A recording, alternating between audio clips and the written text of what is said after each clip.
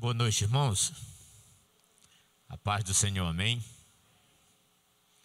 Vamos abrir a Bíblia em Gênesis capítulo 24.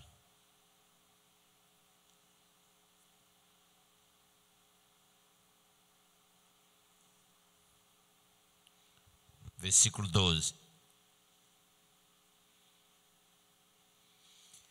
Gênesis 24, 12. Acharam?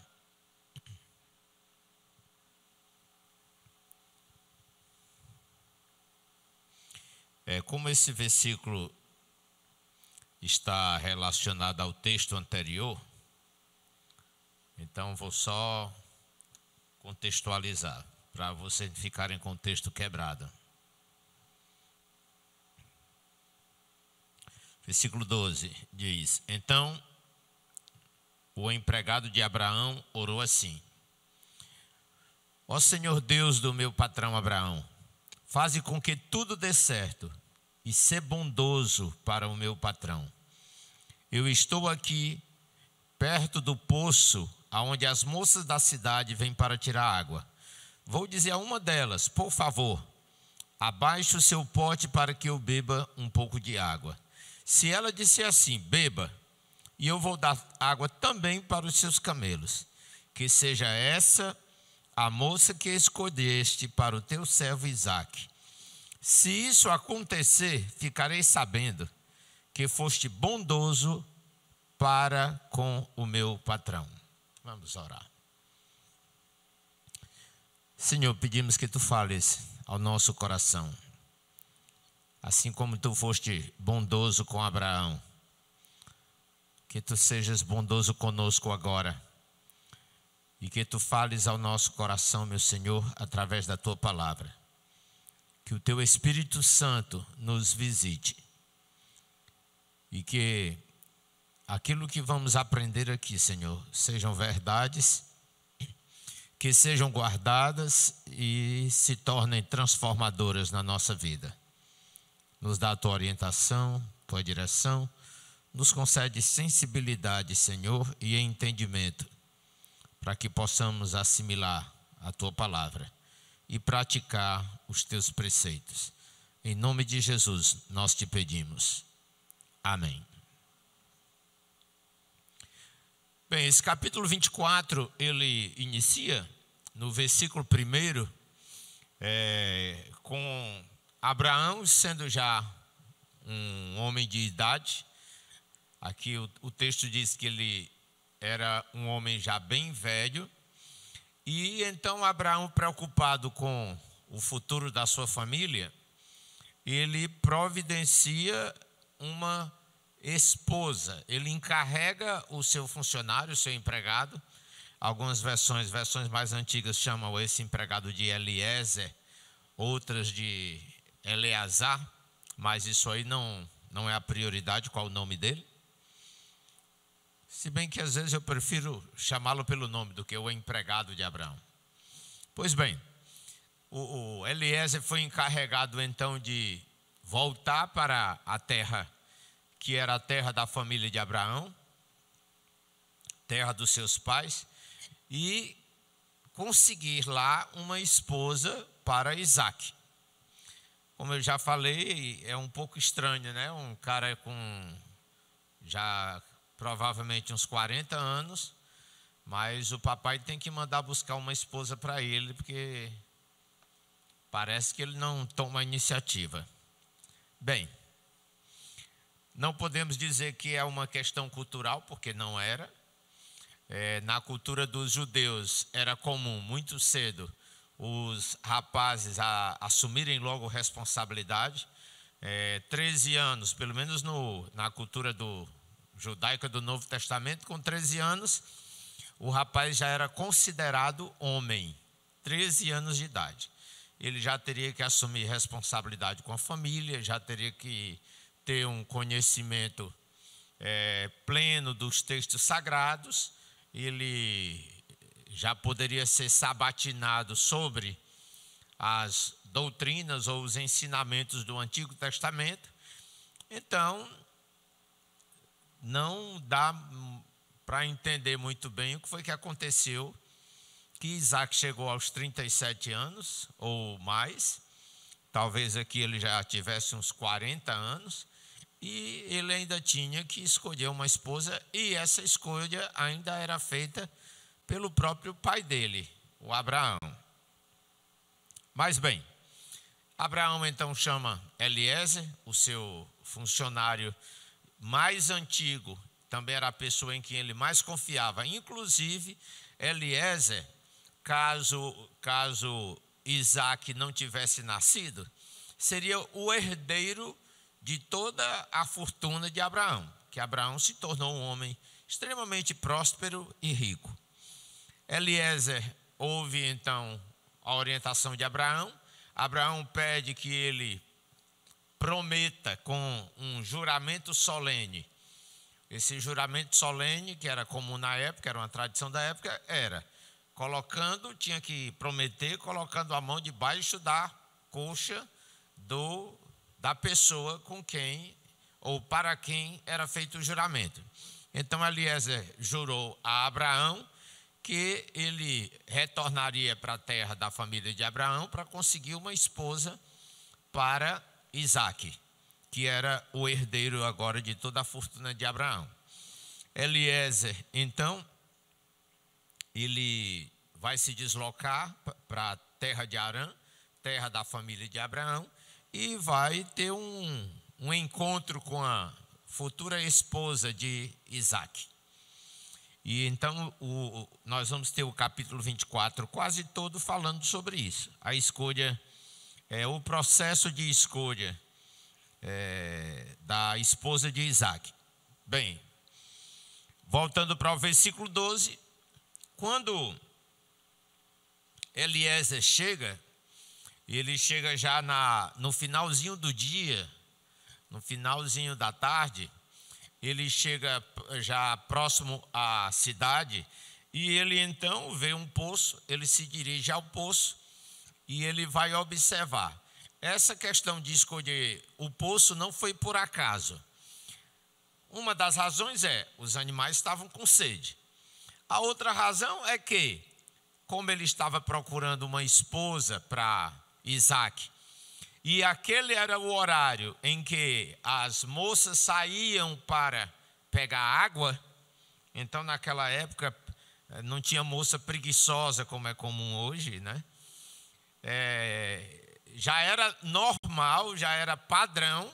No final da tarde, as moças saíam de casa com um vaso, nosso contexto nordestino, um pote, e elas iam para o poço, que a gente não chama de poço, né? Chama de cacimba, cacimbão. E Eliezer com os seus ajudantes, e eu quero que você preste bastante atenção nisso, porque às vezes a gente faz uma leitura assim muito por cima e não atenta para os detalhes. Eu estou aqui lembrando para você, observe bem que está no plural, tá certo? Está no plural. Os companheiros de viagem de Eliezer. Logo mais você vai entender por que é importante você observar isso. Quando Eliezer chega, a primeira providência que ele toma, ele faz uma oração ao Senhor. Irmãos, a maioria das coisas que nós fazemos não dá certo, porque nós fazemos sem pedir direção de Deus, sem orar antes, fazemos na marra, pela nossa capacidade, e esse é um dos grandes segredos para os jovens. A Rebeca, que era a escolhida por Deus para ser esposa de Isaque, ela saiu de casa para pegar água no poço. O Eliezer começa o seu processo de escolha com uma oração. Geralmente, o que nós fazemos? O que a gente percebe que os jovens fazem quando vão escolher uma pessoa para si? Eles escolhem, depois oram. Eliezer ora, depois escolhe. Você entendeu a diferença? Isso faz uma diferença enorme em tudo. inclusive no futuro do seu casamento, da sua vida. Por quê? Se você escolhe, geralmente você faz as suas escolhas, isso não diz respeito só a uma pessoa, um companheiro, ou um marido, ou uma esposa, isso não diz, se limita, é um princípio geral. Em tudo que você for fazer, você primeiro ora, depois você faz suas escolhas, suas decisões. Se você faz suas escolhas e decisões e ora depois, sabe o que acontece? É que você vai ter aí uma oração já viciada, tendenciosa. É como jogar com dado viciado. Vai dar sempre o mesmo resultado. Você joga, mas os dados já estão pré-definidos que número vai dar. E quase sempre o fracasso é certo quando nós fazemos escolhas assim. Se você não colocar o Senhor em primeiro lugar, você tem todas as chances de fazer uma escolha errada, de dar tudo errado e desgraçar a sua vida, porque casamento é coisa muito séria. Isso hoje é feito irresponsavelmente, mas a gente que é casado sabe o quanto é sério um casamento. A gente vai entender a seriedade do casamento depois que já está casado há anos. Já está na caminhada e agora não tem mais jeito, não dá para voltar atrás. Porque quase sempre a gente faz isso. A gente escolhe e depois a gente ora. Sendo mais específico ainda, você provavelmente disse assim: eu gostei daquele rapaz, é bonitinho, eu adorei aquele rapaz, ou aquela moça. Aí você se ajoelha e diz: ó Senhor, me dá aquela moça, me dá aquele rapaz para mim, para ser meu marido, minha esposa. Não é assim que você faz? Não foi assim que você fez? Senhor, abençoa. Mas, e olhe lá, isso quando faz, né? Porque alguns vão orar depois que já casaram anos e anos, que está já na maior peleja, o negócio deu tudo errado, bagunçou tudo, você está às portas de um divórcio. Aí é que você vai se lembrar que Deus existe e vai pedir: Senhor, dá um jeito, conserta o meu casamento, salva meu casamento. Mas você já se atolou na lama e agora para sair é complicado. E quase sempre não dá para sair, ou pelo menos eu lhe garanto, não dá para sair inteiro. Algum pedaço de você vai ficar para trás nessas decisões erradas e precipitadas que quase sempre nós fazemos.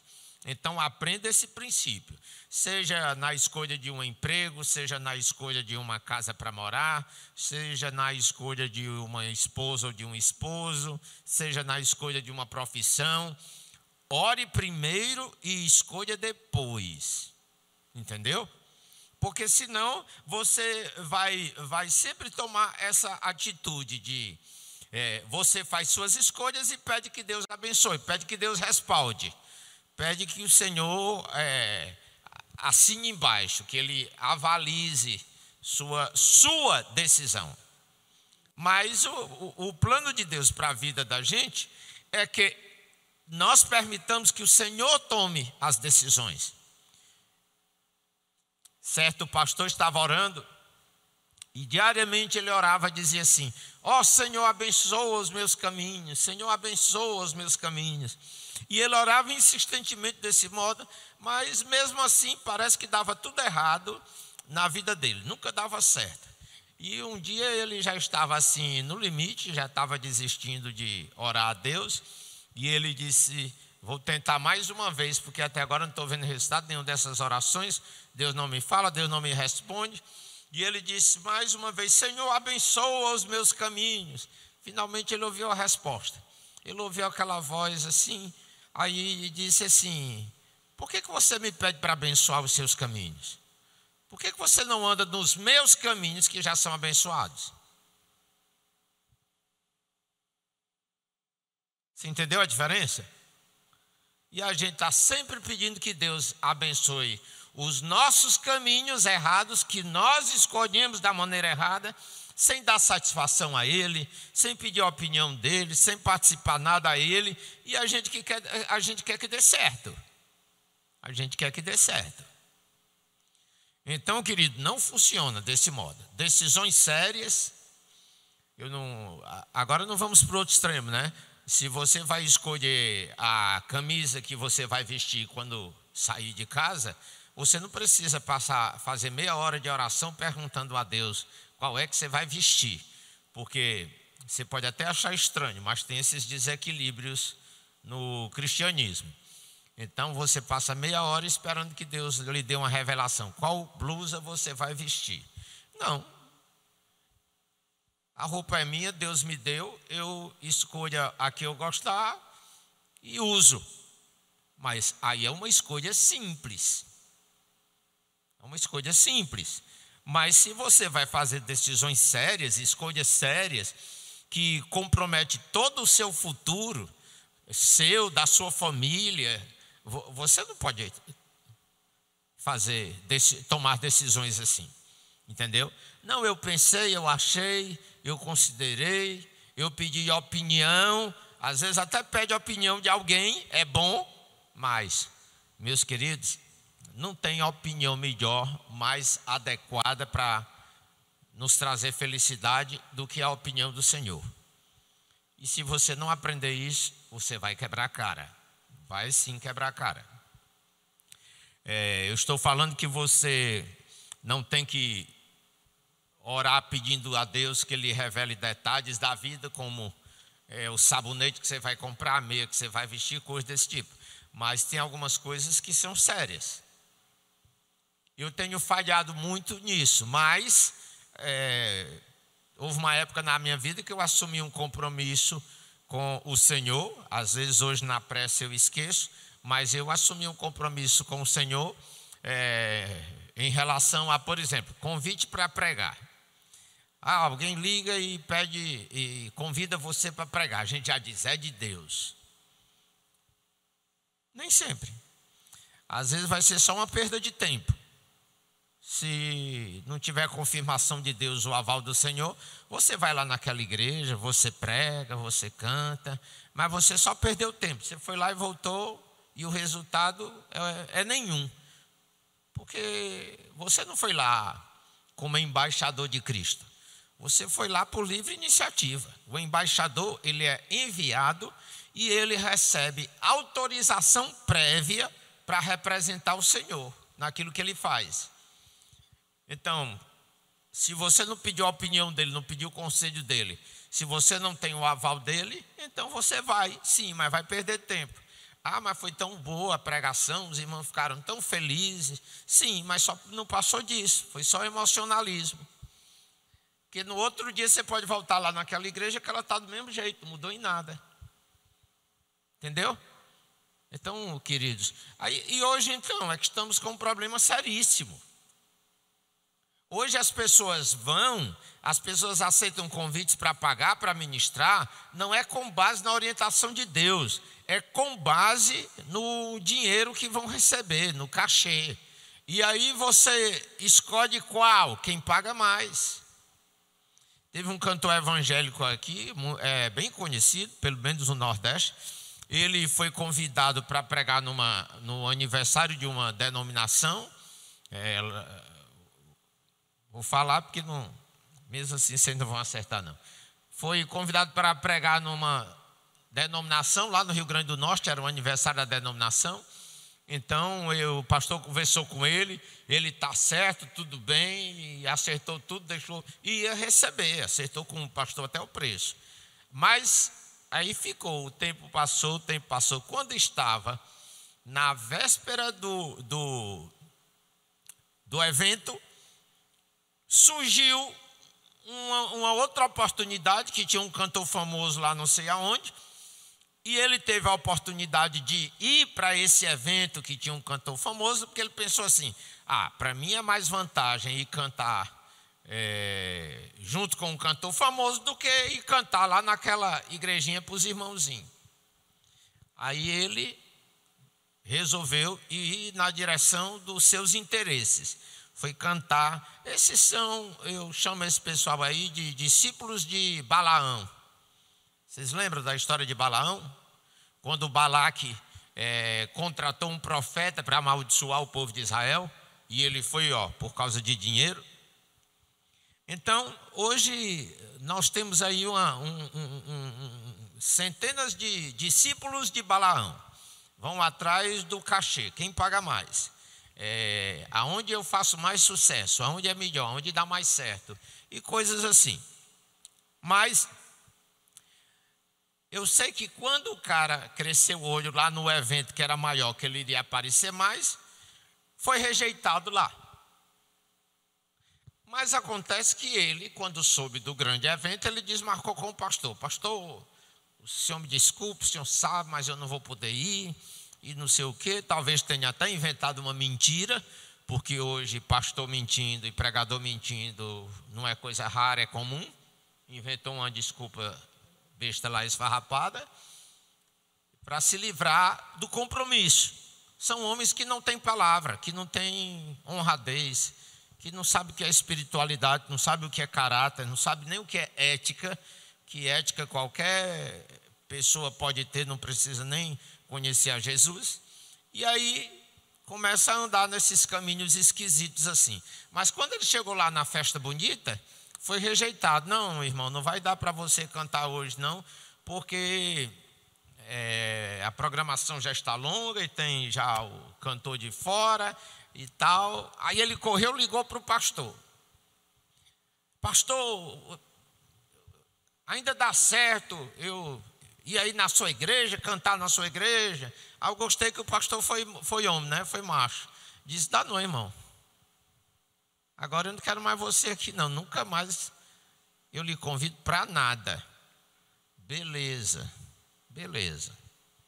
Porque muitos de nós sustentamos os Balaãos da vida que tem por aí hoje, fazendo de conta que pregam o evangelho e na verdade estão pregando seu ministério, suas habilidades, sua voz e coisas assim. Pois bem, sim, então olha, querido, coisas sérias, coisas importantes. Ore, você não paga para orar. Você não tem que fazer uma oração de 2, 3 horas, mas pelo menos ore, peça confirmação de Deus. Tá certo? Quando eu vou fazer uma viagem, teve uma época que eu viajei muito. Agora não, estou mais quieto. Uns tempos para cá eu fiquei mais quieto mesmo, porque eu vi que esse negócio de ficar rodando por aí num monte de igreja, querendo, como se o Espírito Santo estivesse passeando por aí e a gente correndo atrás, eu cheguei à conclusão que isso não vale muito a pena não. Porque quase sempre a gente chega numa igreja dessas, prega, tem aquela revolução no dia, quase sempre isso é emocional, aí depois você volta no outro dia, está tudo do mesmo jeito, não mudou nada. Aí é trabalhar em vão. Eu não gosto de trabalhar em vão. Eu prefiro me dedicar a uma coisa e ver resultado do que viver pulando de galho em galho e saber que isso não vai para frente. Mas eu sempre orava, Senhor, devo ir? Alguém me chamava para pregar, minha pergunta era, Senhor, devo ir? Se o Senhor me dava paz, me respondia, me dava o ok, eu ia. Se não, eu ligava para o irmão e dizia, irmão, não vou, Deus não me autorizou, não vou. Pronto. Mas a gente não consegue confiar no Senhor, né? A gente acha que porque estamos na obra de Deus, tudo que nós fazemos é aprovado por Deus. Você ouviu bem isso? Muitos de nós, porque estamos na obra de Deus, pensamos que tudo que fazemos é aprovado por Deus. Errado. Se você não tiver uma direção específica de Deus, você pode fazer algo que está totalmente reprovado pelo Senhor, ainda que aparentemente seja algo da obra do Senhor. A obra do Senhor tem que ser feita debaixo da direção do Senhor. Senão, não vai dar certo. Então ele ora, faz uma oração bonita. Ó Senhor, Deus do meu patrão Abraão, faze com que tudo dê certo e ser bondoso para o meu patrão. Aí a preocupação, né? Esse homem sabia o que é ser servo. Ele entendia o princípio da autoridade. Ele dizia, eu estou aqui a serviço do meu patrão. O meu patrão é servo de Deus. E eu vou pedir que o Deus dele abençoe aquilo que eu estou fazendo, amando do meu patrão. Versículo 13. Eu estou aqui perto do poço onde as moças da cidade vêm para tirar água. Vou dizer a uma delas, por favor, abaixe o seu pote para que eu beba um pouco de água. Se ela disser assim, beba, e eu vou dar água também para os seus camelos. Nós não entendemos o que isso significa. Mas deixa eu lhe explicar. Olhe, a moça iria oferecer água a ele. Aí começa um obstáculo cultural. As moças daquela época não poderiam estar em qualquer beira de poço conversando com qualquer estranho, não. Então tinha que ser um negócio sobrenatural. Para uma moça vir para cá se oferecer para me dar água, ou aliás, sim, ele pediu, mas ela se propôs a dar água a ele. Isso aí era uma coisa que se procurava evitar por causa da cultura. As mulheres daquela época e daquela região, ainda hoje temos culturas semelhantes, elas tinham que manter o rosto sempre coberto. Se aparecesse um homem de longe, ela já tinha que cobrir o rosto. Ela já tinha que estar toda coberta, toda protegida. Não é como hoje, que é exatamente o oposto, né? As mulheres de hoje, quando vê um homem, elas já vão logo tirando a roupa. Daquela época, não, elas botavam a roupa, porque sinal de honradez, de respeito. Então, o outro desafio, primeiro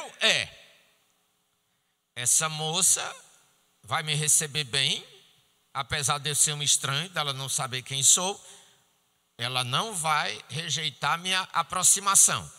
Segundo, ele diz assim, a resposta dela deveria ser, beba, e eu vou dar água também para os seus camelos. Agora, você tem ideia de quantos camelos tinha ali? E você tem a ideia do que significava dar água para um camelo? Pegando num poço. E aquele poço não era um poço que tinha corda e balde. Não sei se vocês observaram isso. Porque há vários tipos de poço. Geralmente, aqui no Nordeste, as cacimbas ou cacimbões, eles têm uma corda e um balde para puxar água. Lá no caso da mulher samaritana que se encontra com Jesus, tinha um balde e uma corda para puxar água. Mas esse poço aqui não. Havia poços que era diferente. Eu não sei se você já ouviu falar, lá no terreno do Papa, ele construiu um poço lá, que chama Poço Amazonas. Porque assim, não é um poço qualquer, é um poço enorme, que ele tem um acesso. Você desce e vai pegar água lá embaixo, porque ele tem uma escada. Essa escada vai fazendo volta, você vai descendo em espiral e vai pegar água lá embaixo. Geralmente são poços muito largos e profundos. Então não dá para puxar num balde, porque você não tem nem um ponto de apoio para colocar o balde, porque geralmente se coloca um balde num cacimbão, coloca uma madeira atravessada e você coloca o balde no centro do cacimbão. Se não der para colocar o apoio para o balde no centro do cacimbão, você vai puxar aquele balde, ele vem batendo nas bordas do cacimbão, chega lá sem água e ainda todo quebrado, todo furado. Então, o Poço Amazonas Não dá para você fazer isso. Você tem que descer para ir pegar água lá embaixo e você desce por geralmente o acesso, uma escada de pedra, alguma coisa assim, o acesso. Então, deixa eu te contar uma coisa. Ela tinha que descer, ninguém sabe a profundidade desse poço, deveria ser fundo, porque como é a região desértica, então você não vai encontrar água tão fácil assim na superfície. E, além do mais, um camelinho bebia apenas 100 litros de água. Você tem ideia do que é 100 litros de água? Bem, 5 garrafões da Indaiá, de uma vez só. 5 garrafões da Indaiá. E aqui diz, não diz exatamente quantos, mas o texto diz que eram vários camelos. Aquilo ali era uma comitiva, porque precisava de animais para levar a carga, levar os presentes, para depois trazer a noiva de volta com toda a bagagem que ela levava, com as escravas, com tudo. Então ali era uma comitiva. Eliezer estava ali chefiando uma comitiva. Então havia vários camelos. Quantos eram? Não sei, a Bíblia não diz, mas eram vários camelos. Então vamos dizer aí que tinha 4 ou 5. A bichinha desceu e subiu para pegar 400, 500 litros d'água. É o que a gente usa numa casa simples, uma caixa d'água, né? Para uma casa simples. 400 litros d'água. Então você desce e sobe com a lata na cabeça. Então, essa moça não tinha nenhum sintoma de preguiça, não. Foi logo um dos primeiros testes que Eliezer fez. Primeiro, ele procurou saber: essa moça é hospitaleira, desprendida, disponível para servir os outros, ajudar os outros? Primeiro teste. Segundo teste, ela é preguiçosa ou ela é corajosa, disposta, trabalhadora? Então, foram logo os 2 primeiros testes. Os 2 primeiros testes. Então ele disse, se a moça que eu disser e tal, ele disse, essa será a moça, o Eliezer disse, que eu entenderei que o Senhor escolheu para Isaac. Veja bem, olha. Eliezer foi buscar a moça. Mas quem escolheu a moça? Deus escolheu a moça. Está muito claro aqui. Tá certo? Deus escolheu a moça. Ele diz assim: que seja essa a moça que tu escolheste para o teu servo Isaac. Lembre que aqui ele está orando, falando com Deus. Ok? Que seja essa a moça que tu escolheste para o teu servo Isaac. Se isso acontecer, porque era algo incomum, não era normal acontecer isso aqui, mas ele diz, se isso acontecer, ficarei sabendo que foste bondoso para o meu patrão. Então a moça tinha que ser atenciosa, tinha que ser benevolente, tinha que ser uma pessoa que pensasse nos outros e não somente nela, tá certo?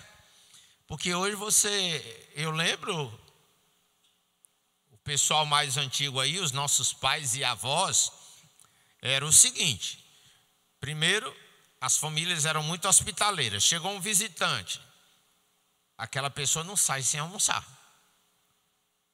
Está perto do almoço, vamos almoçar. Então convidava para o almoço. E tem outra coisa também, que eu não sei quem se lembra dessas coisas importantes da cultura. O visitante era o primeiro a comer. O que sobrasse é que dividia com os de casa, da família. Tem até um ditadozinho que se dizia antigamente, que o de casa é o primeiro a apanhar e última a comer. Nós estamos hoje vivendo uma cultura que é uma desgraça, uma tragédia. Porque você chega no fogão, procura alguma coisa para comer, o menino já devorou tudo. Eu acho que esses meninos assistem tanto filme de monstro que viram uns monstros. Pelo menos para comer, e ninguém sabe para onde vai essa comida, né? Ninguém sabe para onde vai. E se você não tiver escolhido a pessoa certa, ainda tem outro problema. É que você chega e não tem comida. Simplesmente não tem comida. Versículo 15. Ele nem havia acabado a oração. Olha aí como Deus é bom. Olha aquilo que Jesus fala lá no Novo Testamento. Ele disse, olha, vocês não se preocupem quando orarem, pedindo alguma coisa ao Senhor. Porque, na verdade, antes que vocês peçam, o Senhor já sabe o que vocês estão precisando. Não é isso que Jesus fala no Novo Testamento? Antes, aqui está dizendo, ele nem havia acabado a oração, quando Rebeca veio, carregando o seu pote no ombro. Os potes eram naquela época de argila, de barro. O pote já era pesado. Com mais a água que botava dentro, que dependendo do pote variava muito, poderia ser 10 litros, 20, 15, 30. Variava muito o tamanho do pote. Aí diz, ela era filha de Betuel, que era filho de Milca, e de Naor, o irmão de Abraão. Essa menina era prima do Isaac, certo? Não foi isso que Abraão pediu, que tinha que ser alguém da família dele? Ela era prima do Isaac. Versículo 16, Rebeca era uma linda moça. Sabe que muitas jovens hoje têm preguiça de trabalhar e têm até medo de trabalhar, porque se tem a ideia de que quem se mata de trabalhar, a mulher que se mata de trabalhar fica feia. Você já ouviu isso? Vocês têm esse preconceito. Pode não ser declarado, mas vocês têm essa ideia. Vocês têm a ideia que para ser bonita tem que viver se enfeitando, tem que viver na frente do espelho, tem que viver botando pó na cara, tem que viver na academia, malhando. Então, assim, as mulheres hoje acham que para ser bonita tem que se produzir. Está aqui uma que já nasceu bonita.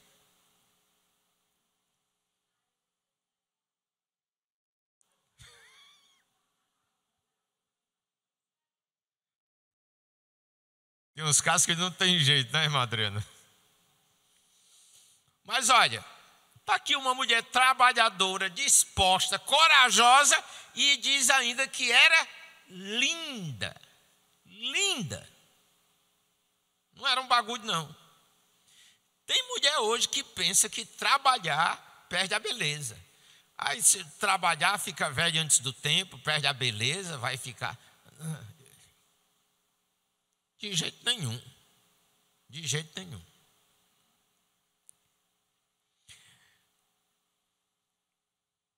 Versículo 16.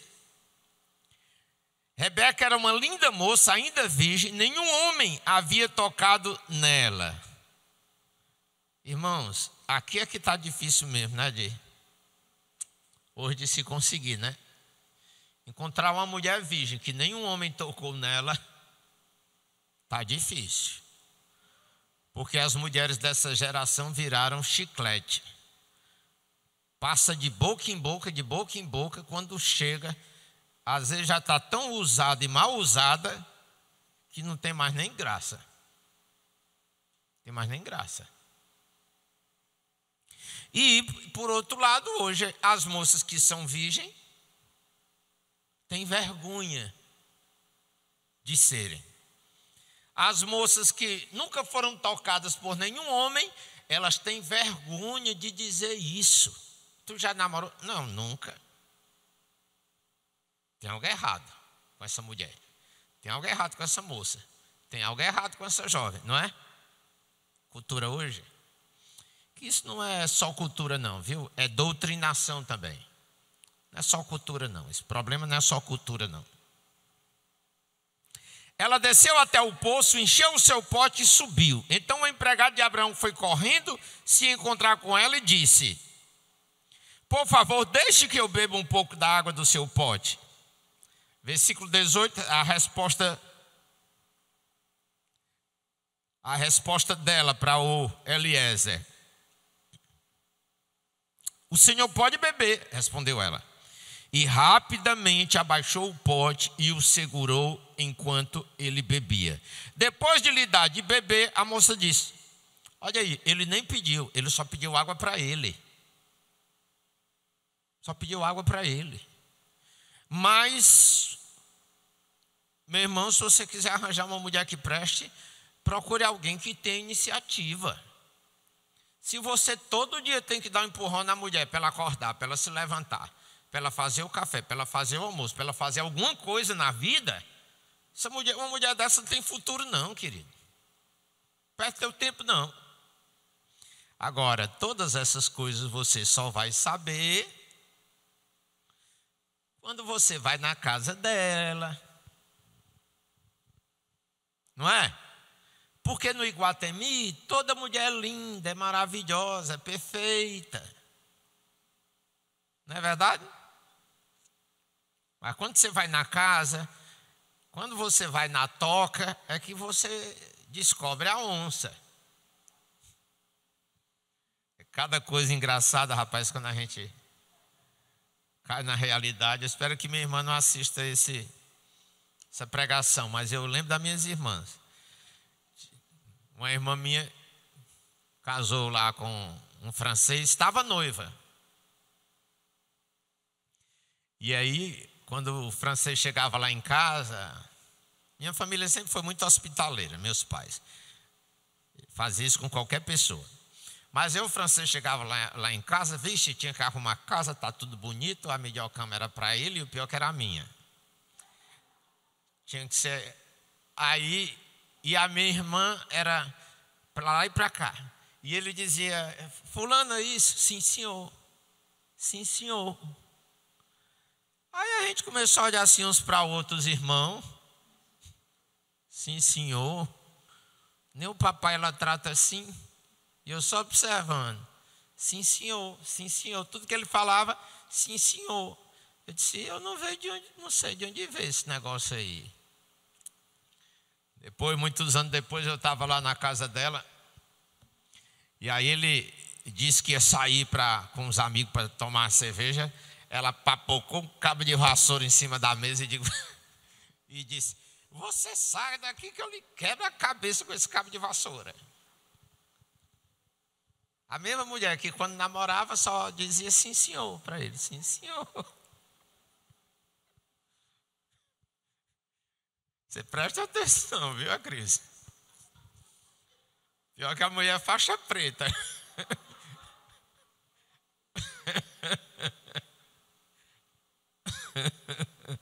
É perigoso, rapaz.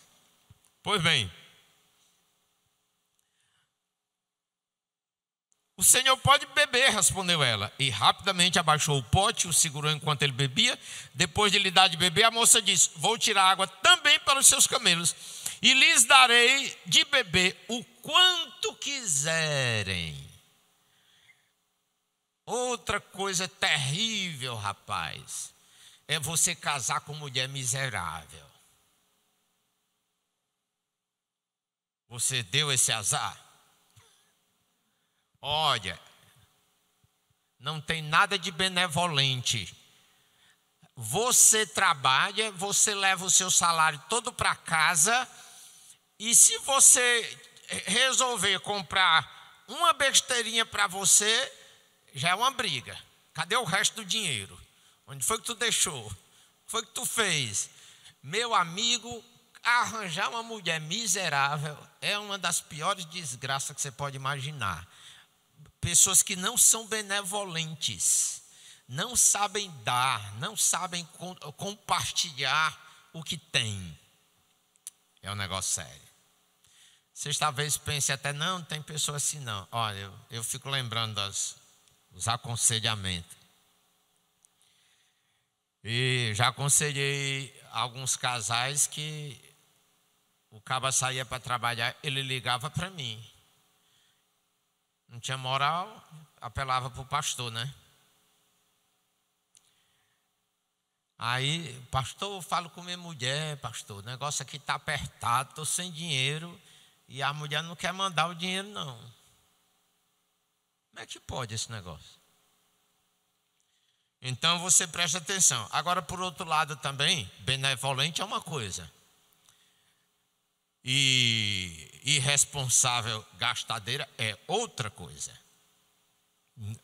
Todas as duas são péssimas numa casa, numa família. A mulher que papoca tudo, que não valoriza nada. Irmãos, pelo amor de Deus, eu já aconselhei casais, o marido se mata de trabalhar para botar tudo dentro de casa e tem ainda aquela divisão, né? Ela tem o salário dela e ele tem o salário dele. O salário dela não dá nem para as coisas dela, porque ela papoca o cartão de crédito e o abestado do barriga branca ainda tem que pagar as dívidas irresponsáveis que ela faz. Com academia, com salão de beleza, com bugiganga. Então assim, ele tem a obrigação de sustentar a casa. Ela tem o salário dela e faz o que bem entende, papoca tudo com leviandade. Um casamento desse não vai muito longe, não. Ou se continuar, é uma desgraceira, só briga, só discórdia, só desentendimento, só confusão. Um casal que não tem harmonia no bolso não vai ter harmonia no coração. Não dá. Versículo 20.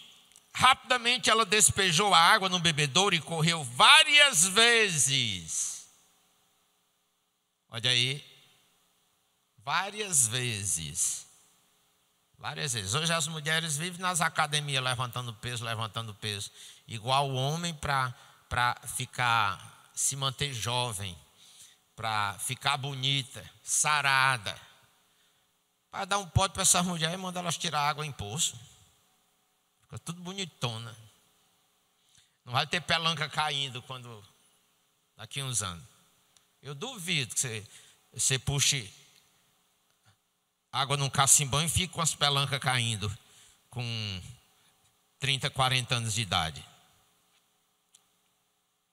Enquanto isso, o homem, sem dizer nada, ficou observando a moça. Olha, irmão, olha. Olha a dica, presta atenção. Primeiro tu fala com Deus. Depois que tu já tem uma dica, observa, observa. Porque só o que tem aí, meu filho, é propaganda enganosa. Só o que tem é propaganda enganosa. A mulher, quando começa o namoro, começa o relacionamento, é a mulher mais perfeita do mundo. Mas depois você vai descobrir que não é nada daquilo. Então, observe. Estou interessado naquela moça. Gostei. O senhor aprovou? Até agora não disse sim, mas não disse não. Então fica observando. Procura saber quem ela é. Entendeu? Sabe por que não fazem mais isso? Nem dá para fazer isso. Sabe por quê? Porque esta cultura desajustada que tem aí, a cultura da irresponsabilidade, lançou como princípio a seguinte declaração: eu não quero nem saber quem é o pai dela ou a mãe dela, eu vou casar com ela, não é com eles. Errado, tu vai casar com eles também. Vai casar com o sogro, vai casar com a sogra, vai casar com o irmão dela, que é usuário, que é traficante. Porque tudo isso depois vai influenciar no teu casamento, sim, vai. Então procura conhecer a família dela, entendeu? Não basta encontrar a coisa linda por aí e pensar que já está tudo arranjado, não. Observa. Observa como é que ela trata o pai dela, como é que ela trata a mãe dela. Se ela trata o pai nos gritos, é desobediente, engana os pais, faz malandragem, ela vai fazer a mesma coisa contigo. Se ilude não. Vocês entenderam? Pai, costume de casa vai à praça. Não é assim que se diz? Então, presta atenção, conhece o pai dela, vai lá, vê como é que ela trata o pai, vê como é que ela trata os irmãos. Porque, mas o pessoal ainda tem a seguinte ilusão. Não, eu já conheço, mas eu tenho certeza que muda, vai mudar. Muda para pior. 90% muda para pior. Depois que casa, que diz assim, enganei a besta, agora eu não tenho mais que fingir. Eu vou ser a praga que realmente sou. E aí você vai descobrir que você entrou na maior roubada. E agora vai ter que aguentar. Porque casamento não é troca de roupa. Então, vai ter que aguentar o tranco. Enquanto isso, o homem, Eliezer, sem dizer nada, não se apresse em dizer eu te amo. Geralmente, na nossa cultura aqui, isso no passado, né? Os relacionamentos começavam com uma cantada. Vocês lembram da cantada? Agora não tem mais cantada não, né? Cantada é coisa de otário, né? Chega logo, agarra. Nem usar as palavras que dá vontade, mas fica bem. Vai logo agarrando e pronto. Não tem conversa. Você não sabe quem é o pai, não sabe quem é a mãe, não sabe onde você está se metendo e você já tomou posse. E a igreja não está diferente do mundo. Pior é isso. A igreja está usando o mesmo padrão para escolher pessoas para a sua vida, para o resto da vida.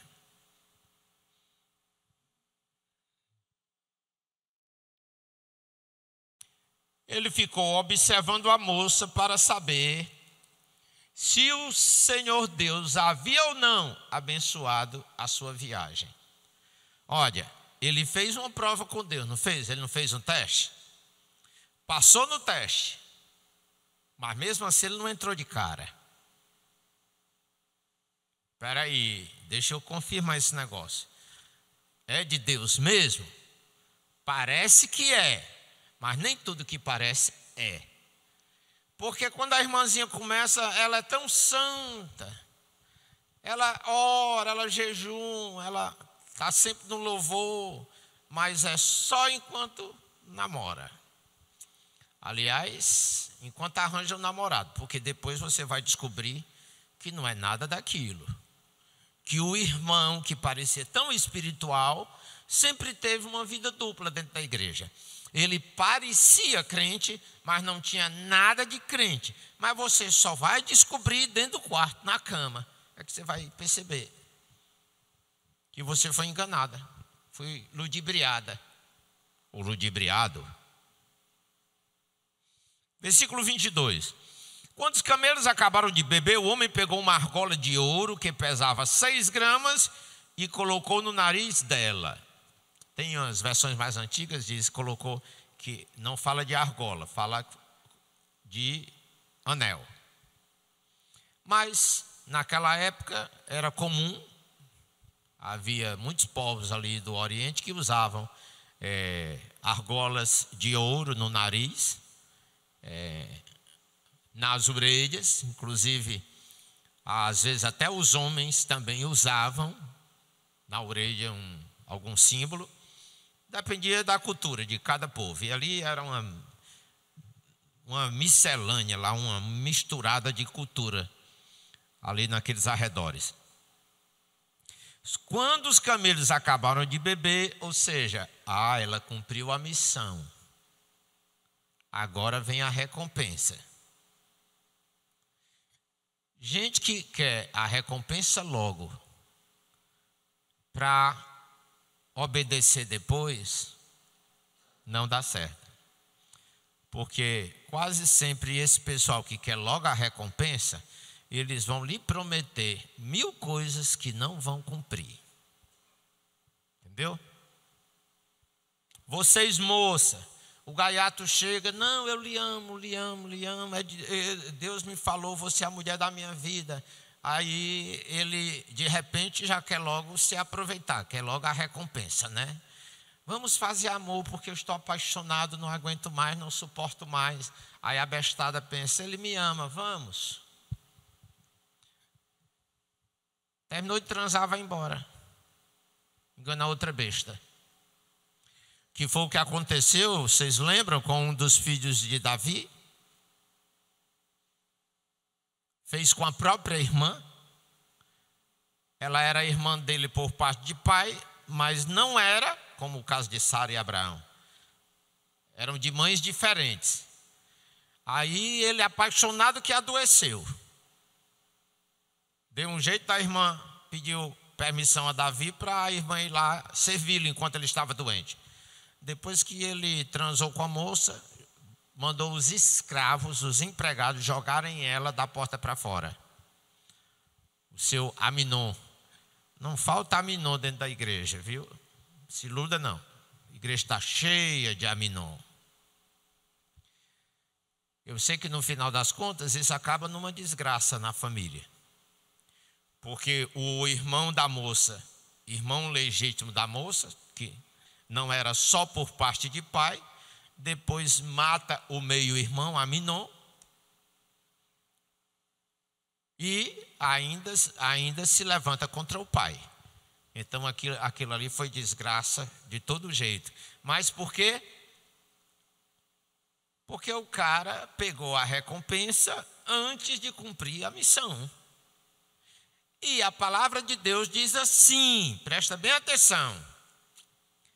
A posse antecipada de uma bênção vai produzir maldição. O que poderia ser bênção vai virar maldição. Você entendeu? E por mais modernas que estejam as coisas, não se iluda não. Depois que casa, vem a conta. Vem a conta. Não se iluda. Argola de ouro de 6 gramas. Era um bocado. Ele botou quase meio quilo de ouro em cima dessa menina. Mas por quê? Porque ele viu, ele comprovou que ela valia. Entendeu? Se você botar meio quilo de ouro numa mulher que não presta, meu amigo velho, você está dando pérola para porco. Você pode tentar comprá-la com tudo que é presente, você pode oferecer tudo na vida, mas ela vai ser sempre um traste, porque ela não tem caráter. Ela chegou perto de você só para usufruir do que você tem. E foi você que fez papel de besta. Acontece o contrário também, né? As moças não podem ver um homem com um carro bonito que já corre atrás. 6 gramas de ouro colocou no nariz dela, numa argola. E também lhe deu 2 pulseiras de ouro que pesavam mais de 100 gramas. Só aqui já tem mais de 200 gramas, né? Quase meio quilo de ouro em cima da menina. Ele deu de presente. Em seguida perguntou, por favor, diga quem é o seu pai. Olha aí. Primeiro, ele ora a Deus. Segundo, ele pede comprovação ao Senhor. Ele analisa como é que ela encara, que ela lida com as necessidades e dificuldades. Eu estou com sede, meus animais estão com sede. Ela vai fazer o quê? Vai suprir ou vai se eximir? É preguiçosa ou é prestativa, trabalhadora? Depois ele diz: vou dar ouro a ela, agora eu quero ver como é que ela reage com ouro na mão. Ela continua sendo a mesma pessoa?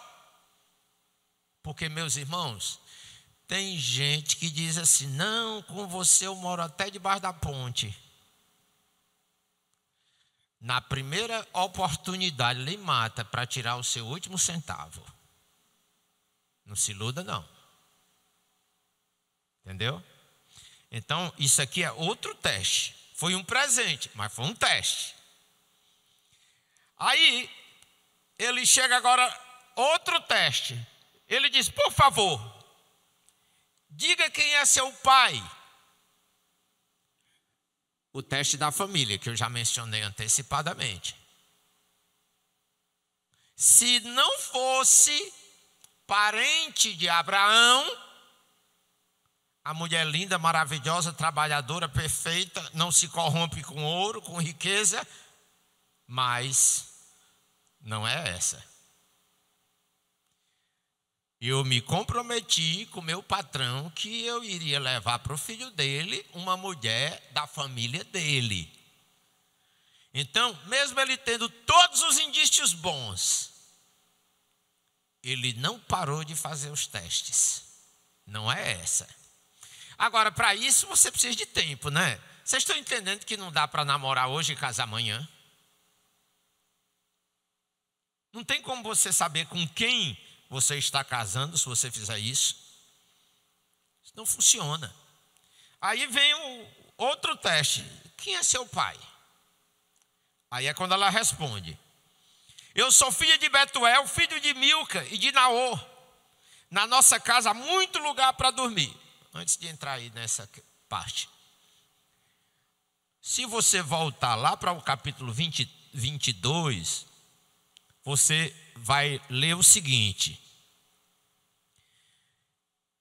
falando sobre a família de Abraão. Aí no versículo 23 diz assim: este Betuel foi o pai de Rebeca. Ok? Pai de Rebeca. Então, o servo agora diz: mais um ponto. Mais um ponto. Ela é da família do meu patrão. Da família do meu patrão. Se não fosse, ele pulava fora.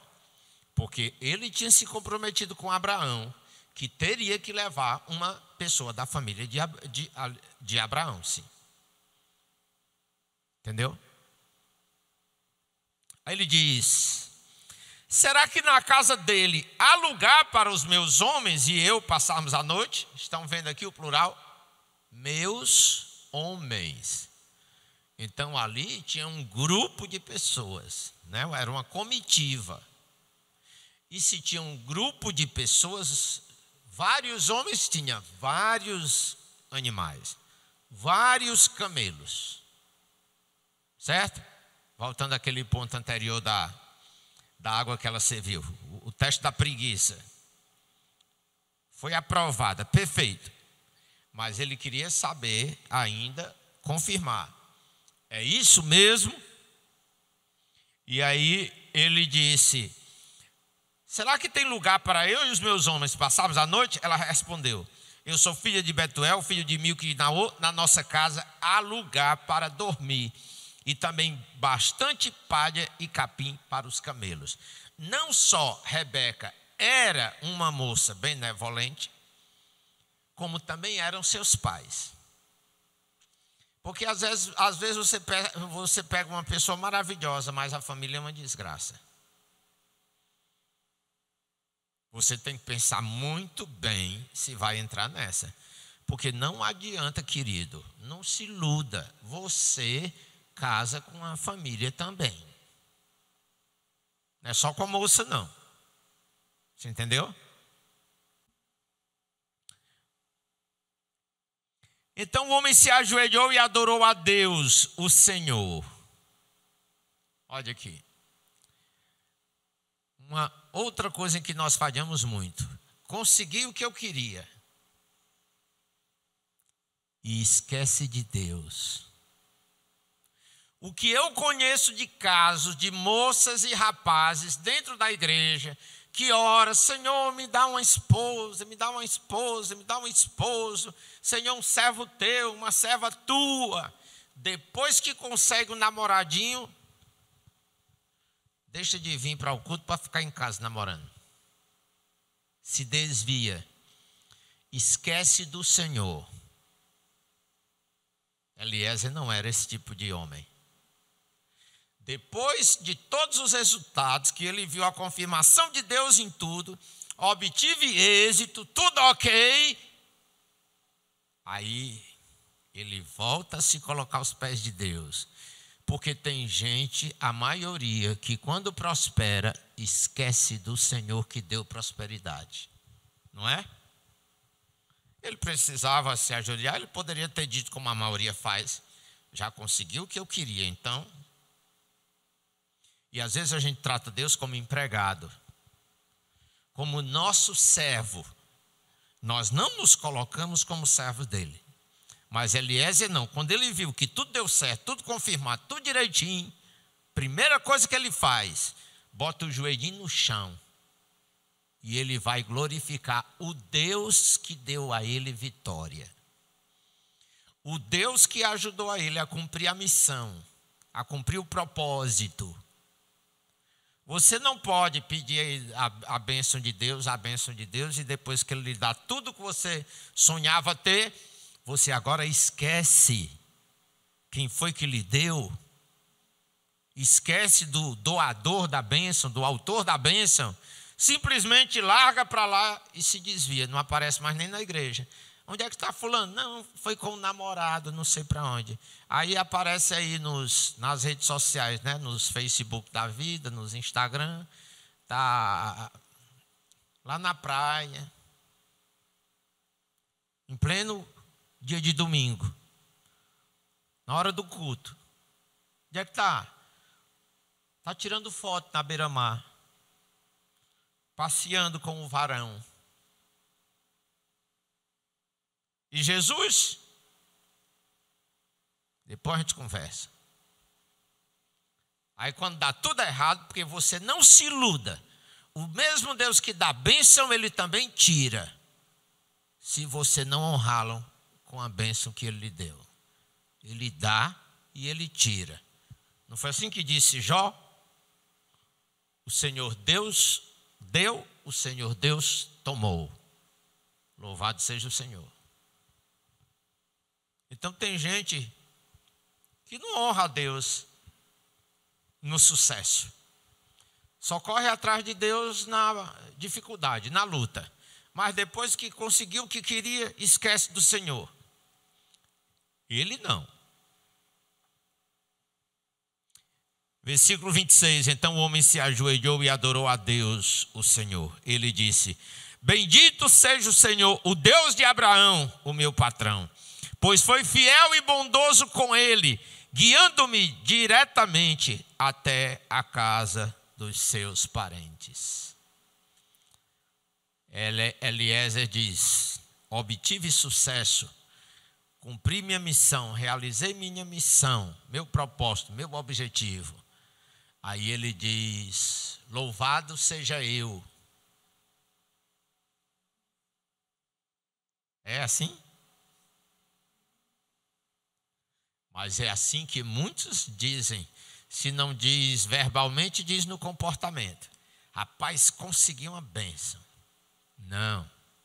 Louvado seja Deus, que por misericórdia lhe deu sucesso na sua empreitada.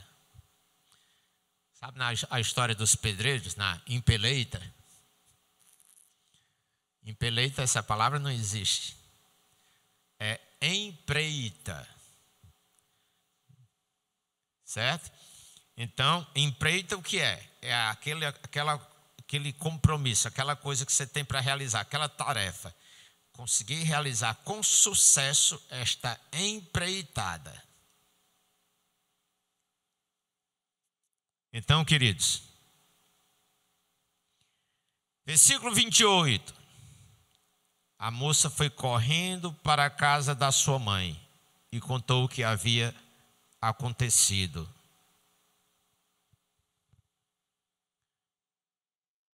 Mulheres que não compartilham com seus pais as vitórias que recebem não são confiáveis. Mas a gente continua isso na próxima terça-feira. Amém? E a gente vai continuar desse ponto. Mulheres confiáveis. Quais são as características de uma mulher confiável? Ou de um homem confiável? A gente vai ver depois. Amém, queridos? Vamos orar? Pai, obrigado pelo teu falar ao nosso coração. Nos ajude, Pai, a guardar a tua palavra, para que não pequemos contra ti. Guardá-la bem guardada no nosso coração, porque é da tua palavra que procedem as fontes de bênção. E nós queremos ser abençoados, meu Senhor. Mas quando formos abençoados, não nos deixe, Senhor, te esquecer. Como certa vez orou Davi, falando contigo, e disse: que nunca me falte o pão, para que eu não tenha que reclamar do Senhor. Mas também quando tiver o pão, não me deixa nunca esquecer de ti. Assim pedimos, meu Senhor.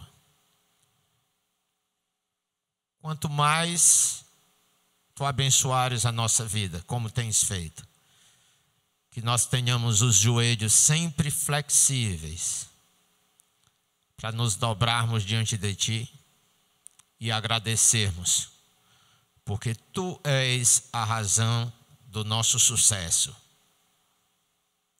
Nos ajude a reconhecer e a agradecer sempre. Em nome de Jesus.